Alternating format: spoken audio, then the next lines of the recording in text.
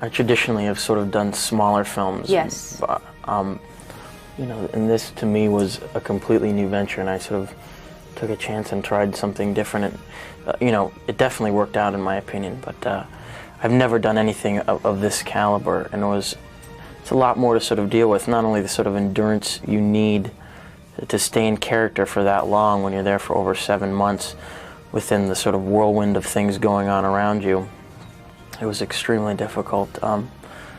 But you know, my opinion of huge movies like this that have a lot, that are special effects oriented, has always been to stay away from them because they seem to me to sort of lack a lot of content, you know. But I didn't want to discriminate against this because it was such a powerful story and such an important movie. I mean, when you're sitting there running towards the back of a ship with, you know, 2,000 people around you screaming for their lives, in this sort of on a ship that looks exactly like the Titanic, and while it's like going up in the air on hydraulics, you can't help but feel like you're really there.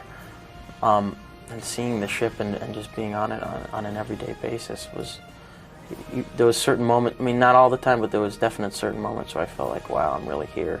Kate and I had she's such a terrific person in general, that our chemistry sort of just naturally happened, I think, on screen. We just like each other as people, and I think that definitely showed.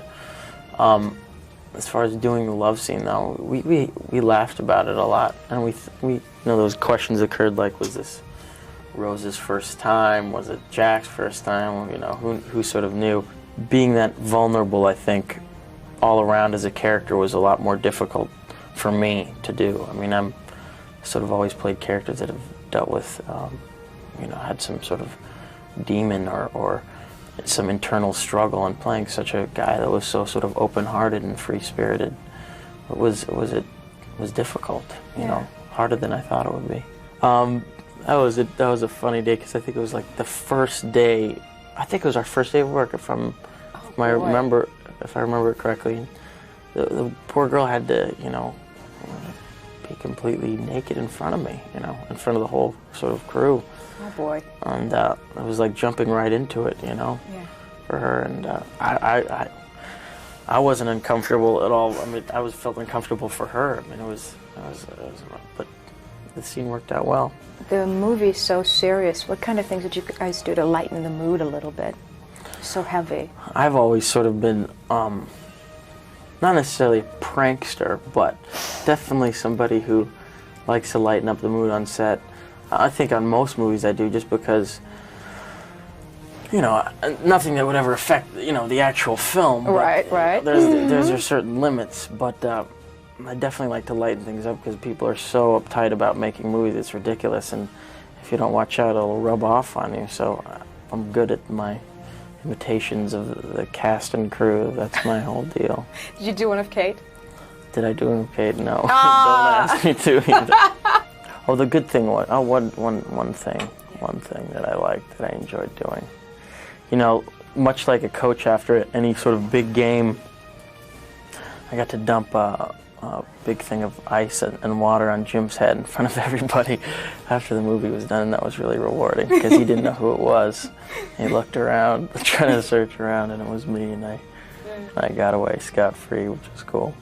A lot of the talk, though, is that this movie is going to take you to the next level. Superstar Leonardo DiCaprio. How do you feel about all this? I almost look at it as not necessarily a passing thing in my career, but, you know, I understand that, you know, if you want to have a sort of a career with longevity, you know, things go up and down. You become popular, not so popular, popular, not so popular.